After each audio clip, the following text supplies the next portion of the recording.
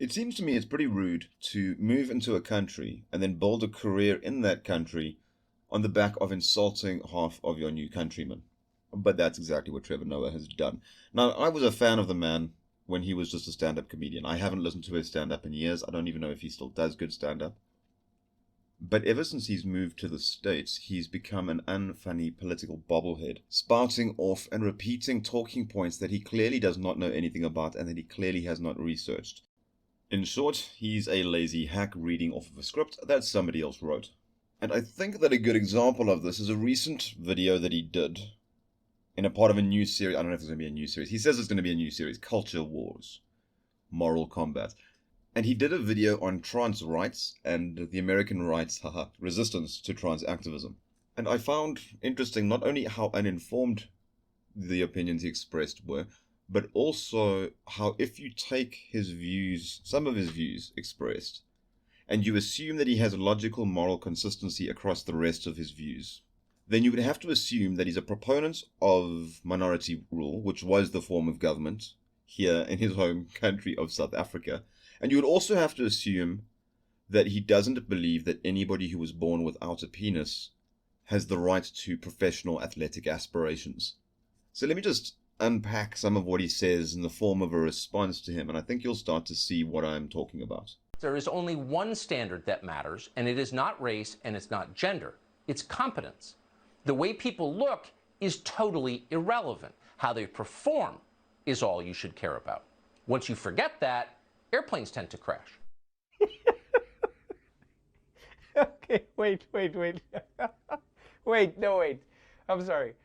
My man over here just said that if we have more black pilots, planes are just going to start crashing? No, Trevor, that is not what Tucker is saying. What Tucker is saying is that if you base your hiring choices around race rather than ability, you're going to get a substandard results. Something that you would be aware is true if you paid any attention to South Africa, the country you come from.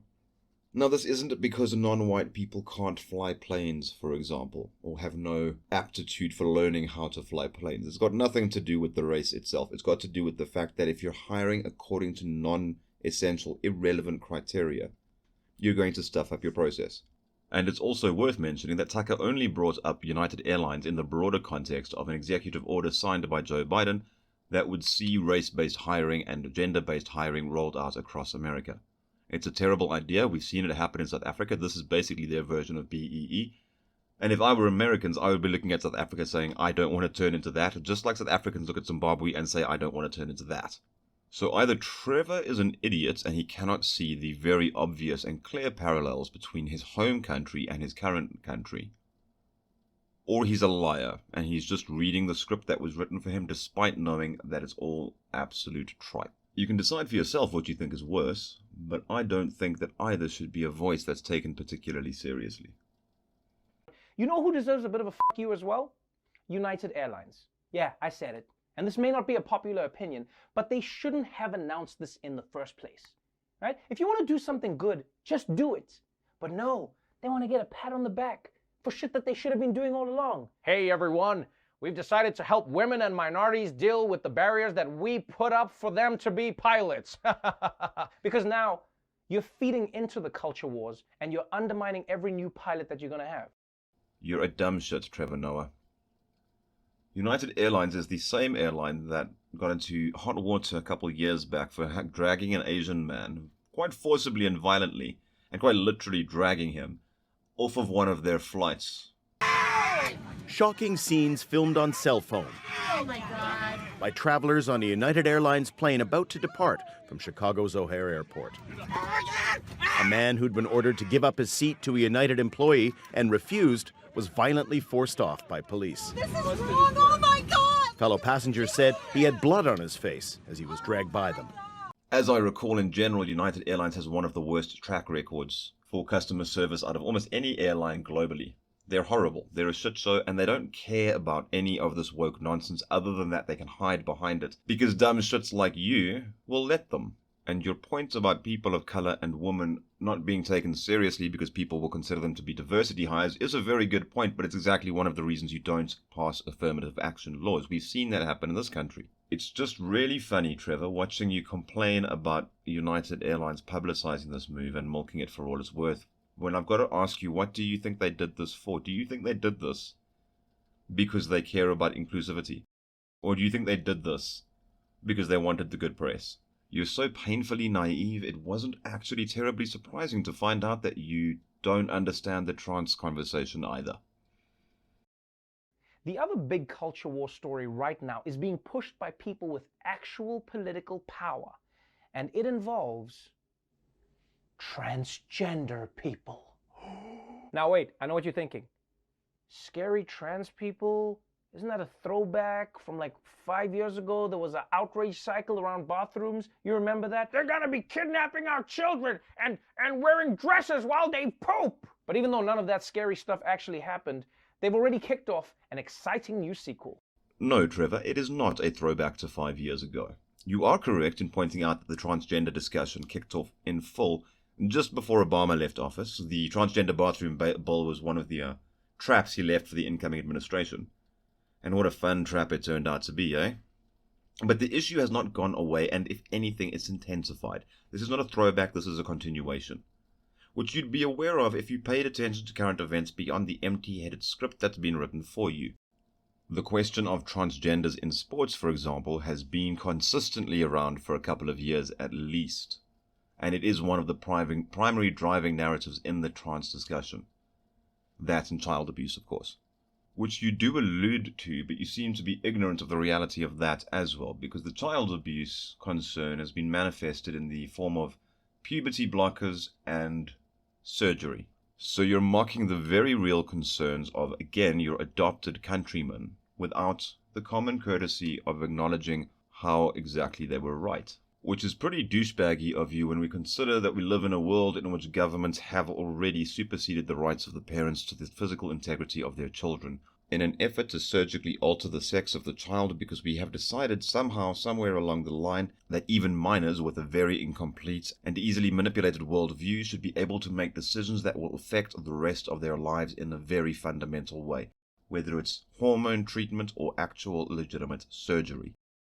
You know what I love about Republicans?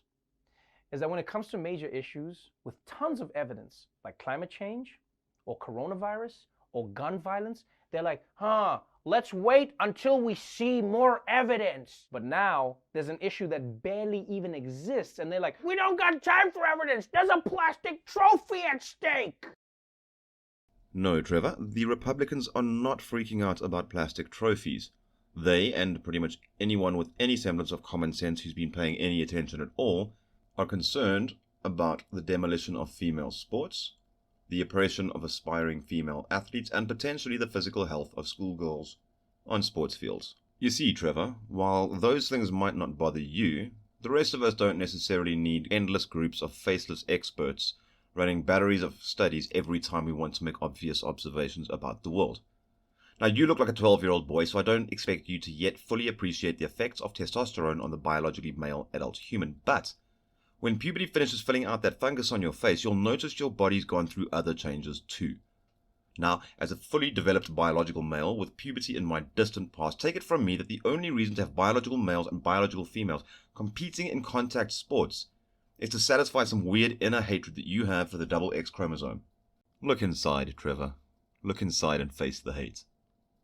One thing that people making these laws always point to is a single story from Connecticut a few years ago.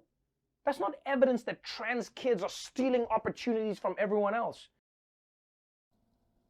No, Trevor, people do not always point to a single story from Connecticut. Ask your employers to hire a better research team or get another job. Off the top of my head, there's been an Aussie rules football player, a record-breaking cyclist, a record-breaking weightlifter, several record-breaking runners, and assorted other examples of various shapes and sizes. And no, you midwit, people are not worried that they are going to take opportunities from everyone, only from women.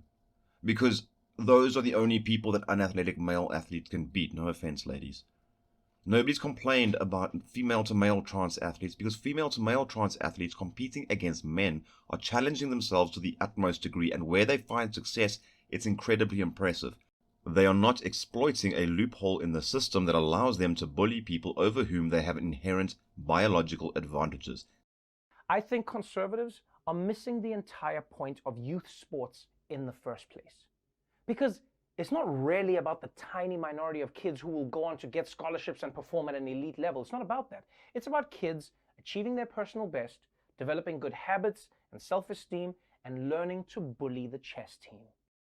No, Trevor, you're wrong. If this sentiment were true, there would be no need for women's sports in the first place. Do you not think that living in a world that could produce Serena Williams is a good thing? Would you rather live in a world where girls with athletic ambitions will forever lose out to people born with penises? I notice how you mentioned the tiny minority that will go on to succeed. Mentioned them dismissively, the tiny minority that would go on to succeed at the highest levels. But you forgot all about those who might simply be inspired to aspire to those top positions. They may not quite taste greatness, but its pursuit will still lead to success. You know, shoot for the stars and you might land on the moon. The point of the prize isn't to make everyone happy, it's to motivate them and to instill in them not just good habits, but the drive to succeed. Competitiveness can become toxic, no doubt, but so can its absolute absence. And it's talk like this from you, Trevor, that has people worrying about cultural Marxism, because at the end of the day, the golden thread, the common underlying theme underpinning both your discussions on United Airlines and on transgenders in sports is that you do not think merit matters.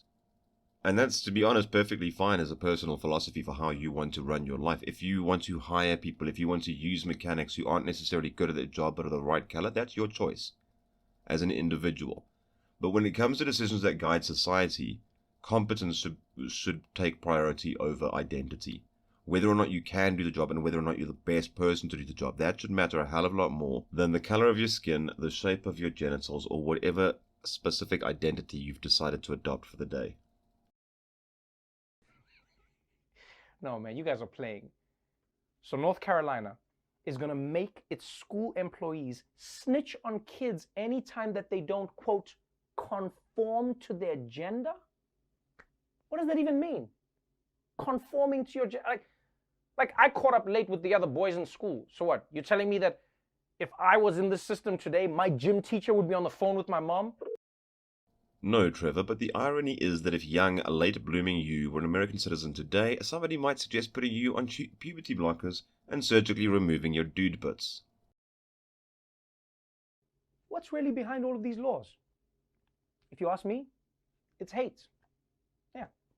A lot of these people are angry because trans people don't conform to a neat idea of gender. And as humans, we like things when they are neat and organized the way we want.